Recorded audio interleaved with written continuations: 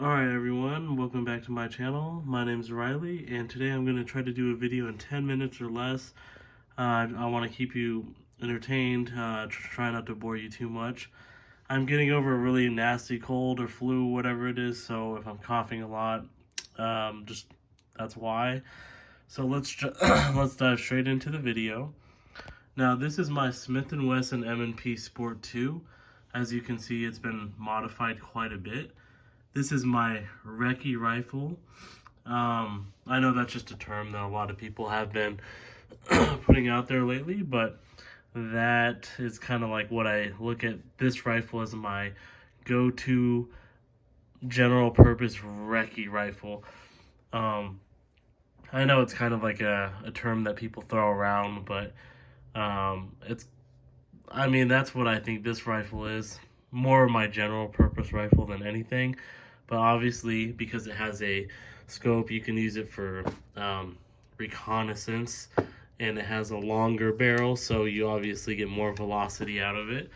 But anyways, this started off as a bone stock M&P Sport 2, with the little cheap little handguard made of plastic there. I still haven't replaced the stock. It still has the Smith & Wesson stock on there. I'm just going to show you some upgrades. Why I think this is a great general purpose rifle. If I was to have one rifle and only have one for the rest of my life, this is kind of my do-it-all rifle because it can do pretty much anything I need it to. Obviously, jack of all trades, master of none, but again, if I could only have one rifle, this is what I would pick. Let's go over the upgrades now. I guess we can start tip to butt. Is that what they do on these videos? So we have the suppressor. It's a Recce Silenthium MG7 suppressor. So this is a 9mm suppressor. Obviously it works on here, direct thread. I don't have any mounting things at the moment, but I think it is considered a K can, which means it's shorter, but it's also super thick. It does pretty well at suppressing the rifle. I can shoot without ear pro perfectly fine. We have this Super Duty bipod on here. The M-LOK rail, made in the US. M-LOK rail, really nice M-LOK rail. Like I said, this was the carbine length gas system. Short, cheap plastic handguards on here, so I got the M-LOK rail now. This Troy pick rail cover, that just is where I put my hands, so my hands aren't, when I grip the rifle, so my hands aren't on the pick rail. I will probably put my pressure pad here when I have put a light on here. And then moving on, Vortex 4-12 scope, 4-12 power scope with the Vortex cantilever mount. Then we have an offset red dot, a Holosun HS403B offset red dot with a True Glow offset mount. We have a extended charging handle, Strike Industries, I believe. We have a custom 3.3 pound single stage trigger, which is really nice for shooting fast and stuff, and helps with long range. Anti-walk pins. Then what else am I missing? Let's flip the rifle over. Okay. Extended bolt release right here, which is pretty cool. Easier reloads. And obviously this sling I have, the quick adjust sling, which is really nice. And I think that's about it. So those are all the upgrades for my Recce rifle. And I just say that jokingly because, I mean, it's more of like a general purpose rifle. Why would I pick this rifle? Because, sorry, I can shoot far. This rifle, the way it's configured now, can shoot 0 to 600 yards without any problems.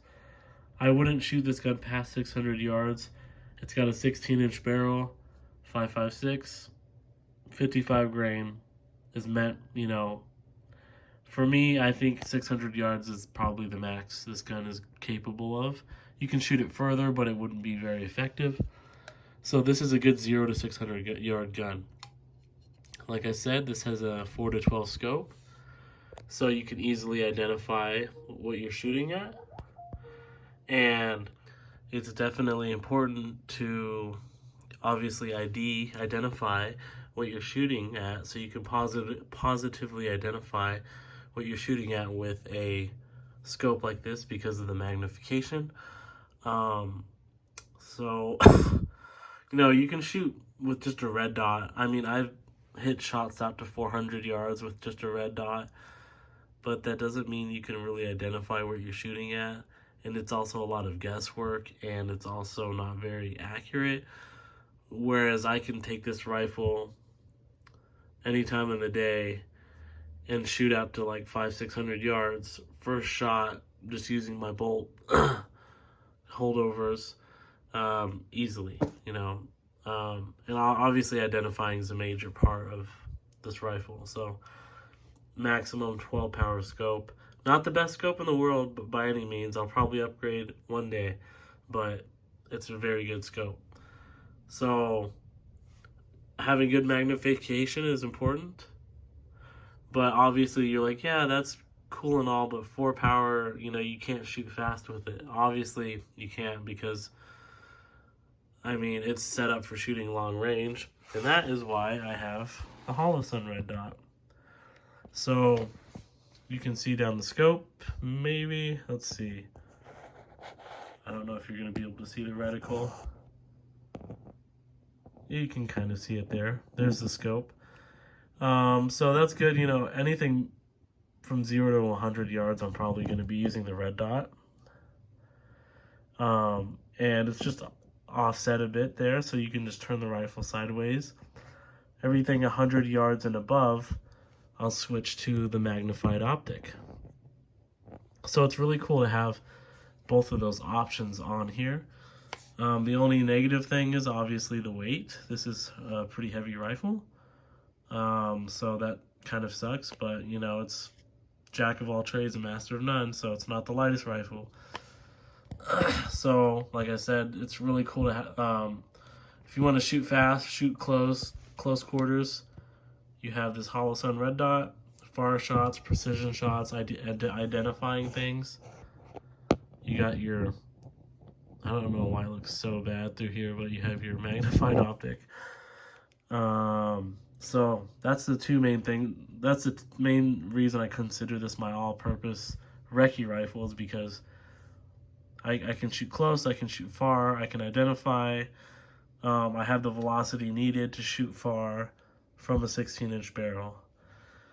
And then let's go down here a little bit. I do have a bipod on here. Oops.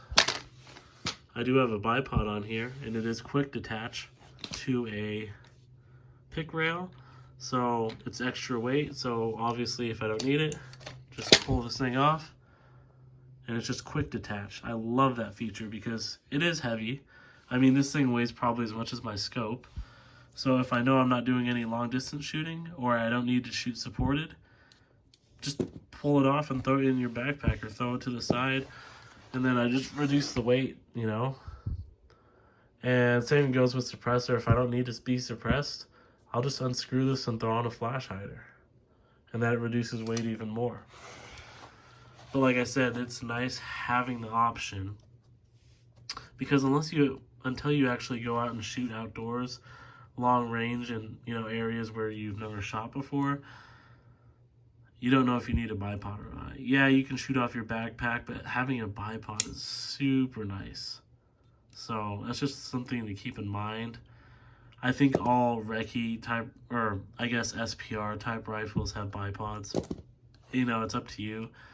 This is a really nice, heavy duty, solid bipod. It goes out pretty far, so I think it goes out to 10 inches, I think. So I like this bipod, super easy to use. And like I said, quick detach. Let me just put this down real quick. And you can see it's super easy. You just get it on there, click it over, and then, oops, I did it the other way around. There you go. And yeah, it's on there that easy. So, yeah. It's definitely a nice option to have a bipod. Oops. Again, it's not necessary, but it's nice having the ability to shoot it, because if you've ever gone shooting long range, I'm sure you know that it's good to have a bipod. So yeah, this is my all-purpose rifle. I don't know if there's anything else to explain, honestly. You obviously don't need a suppressor. It's just really nice shooting 5.56 suppressed because it's a little more tame. Even out of this short can, it's very tame. It tames it down quite a bit.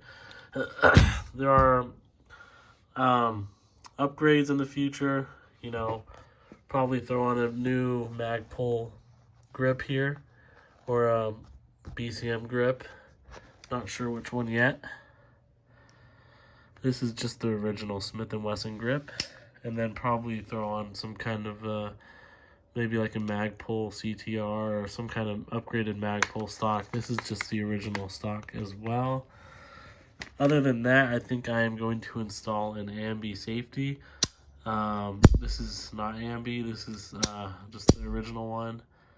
I think I'm going to use the Radian ambi safety. Also probably put on a Law tactical folder on here.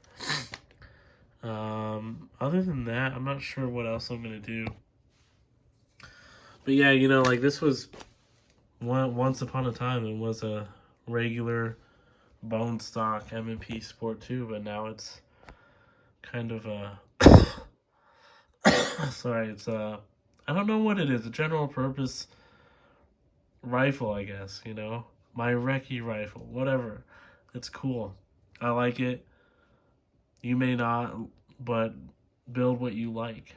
This is probably really heavy for some people, but for me it's fine. I'm not very strong, but I feel like I can shoot this decently, and it's not super heavy. But you know, if you're super weak, it might be kind of heavy. So I didn't really care about weight, but like I said, if I'm shooting a lot and I don't want the weight, you know, I'll just get rid of the bipod and suppressor, take it off real quick. But I thought about just getting an LPVO. I think that's how you say it.